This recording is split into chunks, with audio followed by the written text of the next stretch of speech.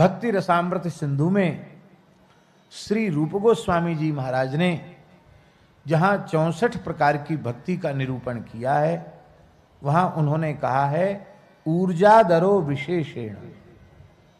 प्रत्येक वैष्णव का धर्म है कि वह कार्तिक मास का विशेष आदर करे।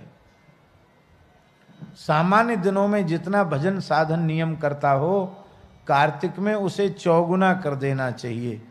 चौगुना न कर सके तो कम से कम दुगुना तो जरूर करना चाहिए, ऐसा शास्त्रों में लिखा है। कार्तिक में दीपदान की भी बड़ी महिमा है। वैसे दीपदान 12 मास किया जाए उसकी बड़ी महिमा है, पर कार्तिक में दीपदान की विशेष महिमा है। इसलिए हमारे सनातन धर्म के ऋषि महर्षियों ने ऐसी परंपरा बना दी कि भले ही महीना भर कोई दीपदान न करे, पर दिवाली को तो दिया सब जलावेंगे, तो कम से कम इस महीना में एक दिन तो दीपदान हो जाए। कौन ऐसा होगा जो दीपावली को दीपक प्रज्वलित न करता हो? पर है पूरे महीने की विधि।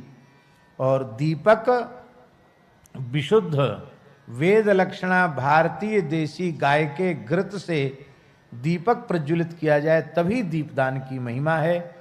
ऐसा घी उपलब्ध न हो प्रामाणिक रूप से तो शुद्ध तिल के तेल आदि से ही दीपदान करना चाहिए, घी से नहीं। घी से तभी करे जब प्रामाणिक रूप से यह ज्ञात हो कि यह विशुद्धतम वेद लक्षणा भारतीय देसी गाय का ही घृत है।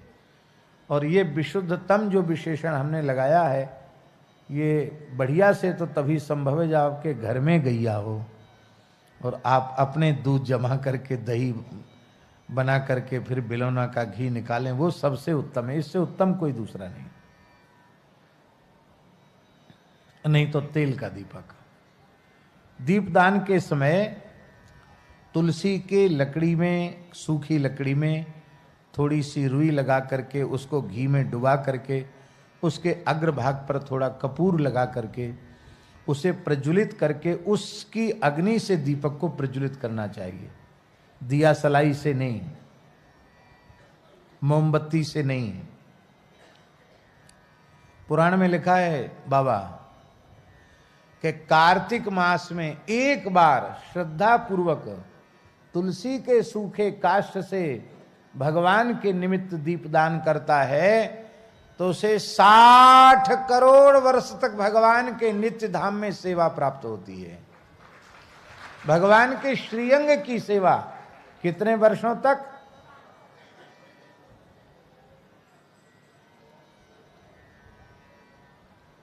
और जो बिना गिनती के दिया पे दिया प्रज्वलित करते हैं उनका तो, इसलिए हम बोलते हैं कि जो वैष्णव हो जाते हैं ना, उनका खाता चित्रगुप्त फाड़ के फेंक देते। कहाँ तक कलम घिसें? इतने पुण्य हैं उनके कि उन पुण्यों की गणना करने के लिए कितना कागज और कितनी कलम कितनी स्याही चाहिए।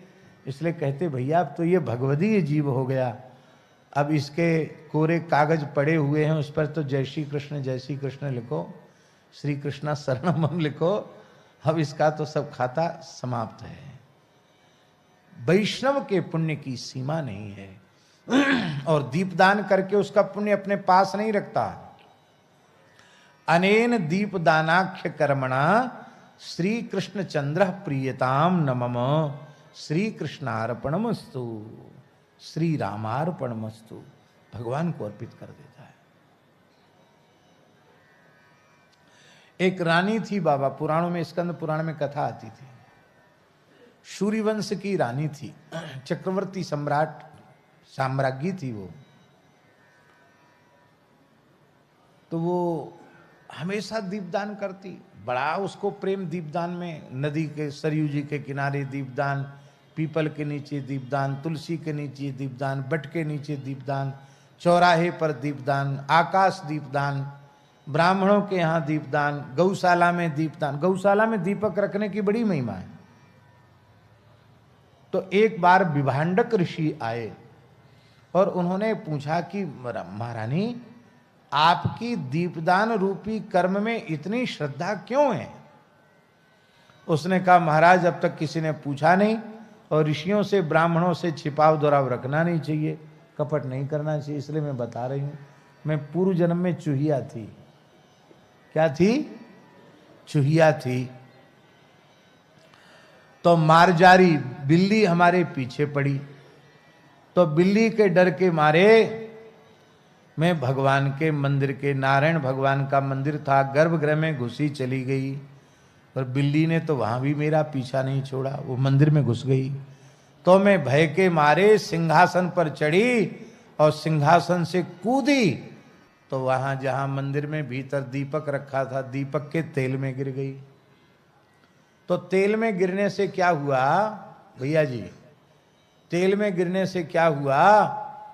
कहते वो बत्ती जो मंदिर की थी वो धीमी पड़ गई थी, और मेरे गिरने से बत्ती आगे की ओर खिसक गई, सो और बढ़िया से प्रज्वलित हो गई।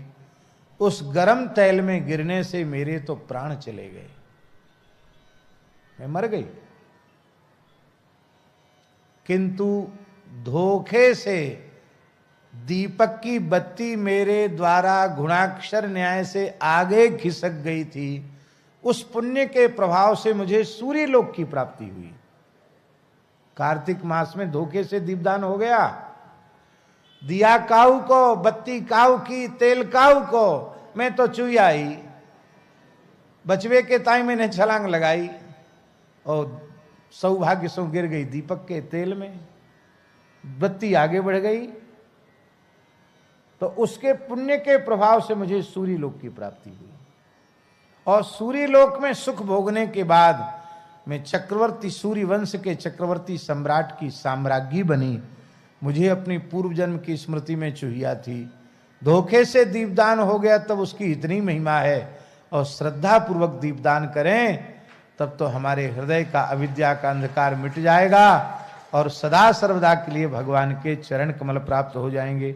यहाँ शैलेश जी 60 करोड़ वर्ष की जो बात है ना, वो 60 करोड़ इस अर्थ में है, माने अनंत काल के लिए। 60 का मतलब 60 करोड़ ही मत समझना, 60 करोड़ एक बड़ी संख्या है। बड़ी संख्या का मतलब है अनंत काल के लिए। क्यों? भगवान के धाम की तो मर्यादा है, यद गत्वा न निवर्तन्ते तद धाम परमम मम।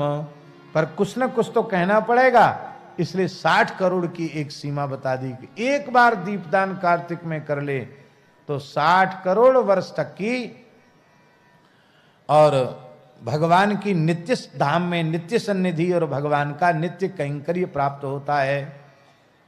अब एक बार और सुन लो, पूरे महीना भर दीपदान नहीं कर सके हो, कार्तिक के नियम का पालन नहीं कर पाए हो, तो एकादशी से पूर्णिमा तक भी दीपदान कर लोगे, नियम पालन कर लोगे, तो पूरे महीने के कल्पवास का पुण्य आपको मिल जाएगा। पर पुण्य अपने पास रखना नहीं, चोर डकैत पीछे लगे हुए हैं। कछु अच्छो काम करो, तत्काल बोल दो श्री कृष्णार्पण मस्तु।